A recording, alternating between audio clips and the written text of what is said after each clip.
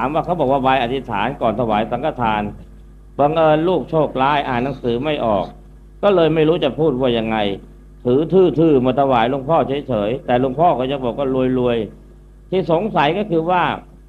กล่าวคำอธิษฐานก่อนถวายกับไม่ได้อธิษฐานอานิสงส์จะเหมือนกันหรือไม่อย่างไรฉันว่าคนนี้ทำถูกแล้วนะเอาอีกแล้วถูกอีกแล้วจริงๆไม่จำนี่จะยกย่องลูกศิษย์ใหม่หรือเปล่าเนี่ยไม่ใช่ยกย่องลูกศิษย์ใหม่เขาทำถูกก็ต้องว่าถูกพระ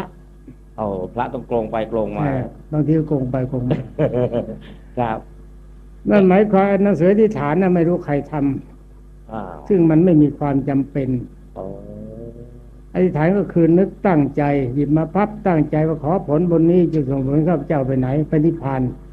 ให้ชาติหน้าขอให้รวยชาติขอให้เข้านิพพานนึกแค่นี้เดินมาก็นึกมาเลยสั้นกว่าและสบายกว่า